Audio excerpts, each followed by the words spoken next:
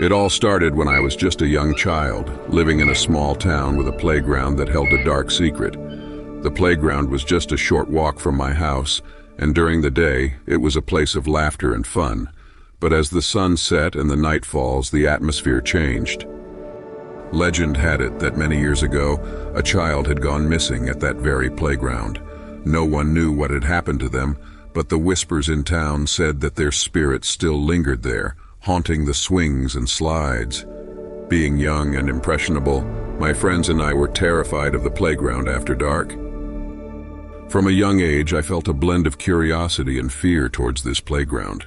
Stories from elders and peers painted a picture of a place caught between reality and nightmare. I decided to explore the playground as dusk fell. The sky painted a grim backdrop, perfect for confronting the spectral whispers of my childhood fears. One evening, as I was walking home from a friend's house, I had to pass by the playground. The sky was dark, and the only sound was the rustling of leaves in the wind. I quickened my pace, trying to ignore the sinking feeling in my stomach. But then, out of the corner of my eye, I saw something that made my blood run cold.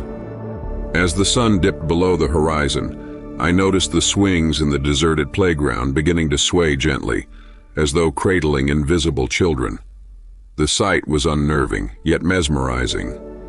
Suddenly, the air filled with the sound of a child's laughter, clear and close, yet no one was there. The playground was completely empty, amplifying the eerie giggle that seemed to come from nowhere. Fear gripped my heart, and my instincts screamed at me to flee. Without a second thought, I turned and ran as fast as my legs could carry me, away from the haunting sounds. As I raced home, my heart pounded against my chest like a drum, and my mind raced with frightful thoughts of what might lurk in the shadows of that playground. Reaching the safety of my house, I slammed the door shut and leaned against it, panting. The relief was palpable, but I knew one thing for certain. I would never go near that playground after dark again. That night, sleep eluded me. Every shadow seemed to whisper secrets of the playground, replaying the eerie laughter and the ghostly swings motion in my restless mind. The next day, I steered clear of the playground, but its presence lingered in the corner of my eye whenever I passed by. It had become a symbol of my fears. Curiosity and a sense of shared experience drew me to discuss the playground with my friends. Surprisingly, many had their own chilling stories and unexplained encounters there. These conversations turned the playground into a place of legend and dare among us kids. No one admitted it, but we were all haunted by the whispers of its past. Years later, as a teenager, I revisited the playground on a bright afternoon. The sun washed away much of the eeriness, casting long shadows that somehow seemed less threatening.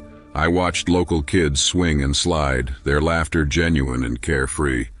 They were blissfully unaware of the dark tales that had once kept me awake at night, wrapped in fear. My revisiting the playground was a confrontation with my past fears. Standing there in the daylight, I pause, listening. Is that laughter I hear just the wind, or whispers of the past? I realized how different reality can appear based on the lens of our understanding. That experience forever altered my fascination with horror stories and the supernatural. It taught me how deeply our perceptions shape our interpretations of the world around us, and it's a mystery that continues to haunt me.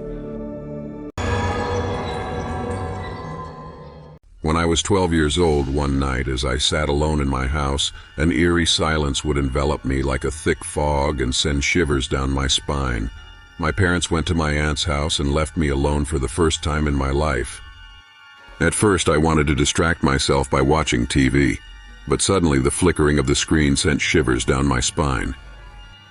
I dismissed it as a technical error and decided to go to the kitchen to make myself a sandwich. As I walked down the dim corridor, I felt the weight of silence pressing down on me, and every step sounded like thunder in my ears. As I entered the kitchen, I was greeted by a strange sight. A shadowy figure standing at the edge of the kitchen, his features obscured by darkness. My heart pounded in my chest as I tried to feel what I saw.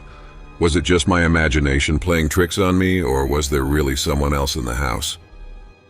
I wanted to scream, but my voice got stuck in my throat and I was paralyzed by fear. The figure seemed to sense my presence and slowly turned to me. revealing a distorted face that sent shivers down my spine. I was frozen, unable to move as this figure slid towards me. Their movement was unnatural and threatening. I wanted to run and scream, but something held me back, primal fear that held me in place.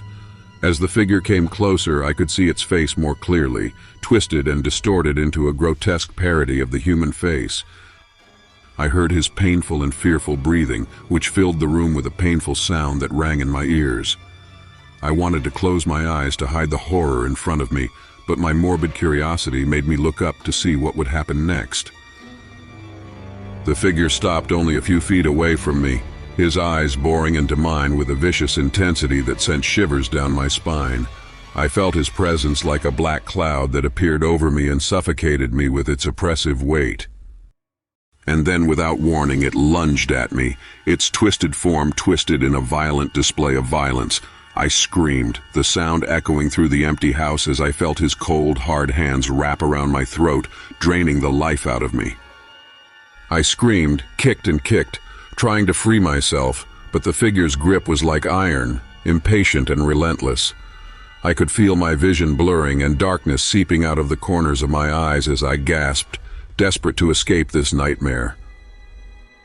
Just when I thought all was lost, a sudden burst of strength rushed through me, and I managed to escape from the figure's clutches. I stumbled and gasped, and watched in horror as the figure disappeared into the shadows, leaving me alone in the dark.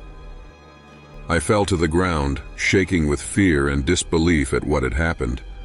Was it all just a hallucination, an exaggerated imagination of mine? Or was there really something sinister lurking in the shadows of my house, waiting to strike when I least expected it? I stood up shakily, my heart still pounding in my chest as I walked towards the front door, desperate to escape the suffocating atmosphere of the house.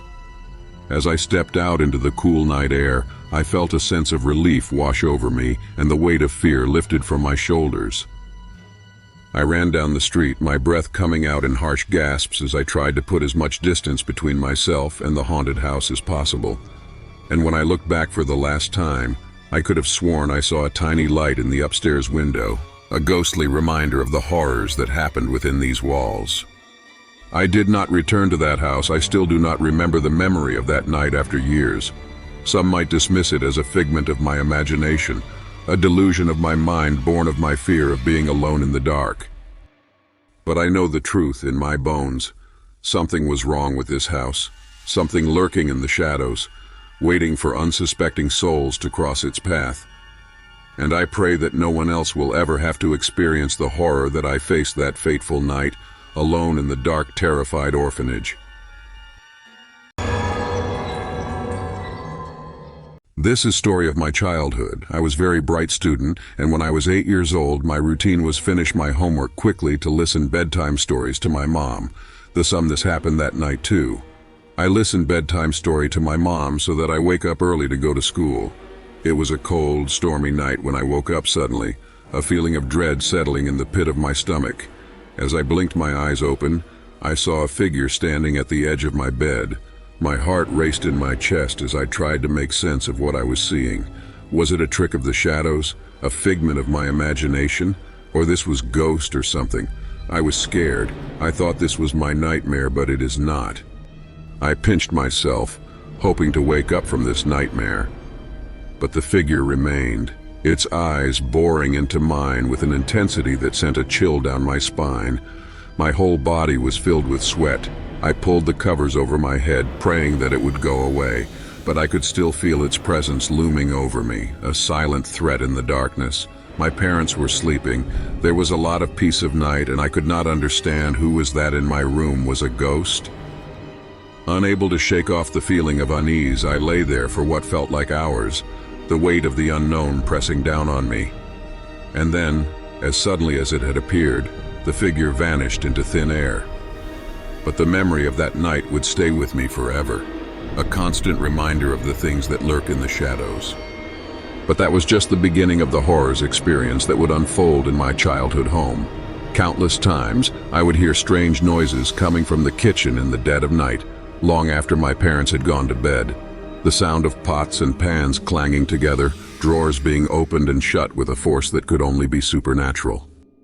And one night my dog started barking furiously, his eyes fixed on a spot in the room where there was nothing but darkness. I watched in horror as he growled and snarled at an invisible presence, his fur standing on end. It was as if he could see something that I couldn't, something that was lurking just out of sight.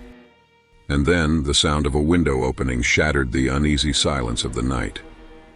I knew for certain that all the windows were shut and locked, so who or what had opened it? The fear that gripped me in that moment was unlike anything I had ever experienced before. To this day, I still can't explain what I saw and heard in that house. Was it a ghost, a demon, or something else entirely? Whatever it was, it left a mark on me that would never fade, a reminder that the line between the living and the dead is thin and fragile. As I recount this story to you now, I can still feel the hairs on the back of my neck standing on end.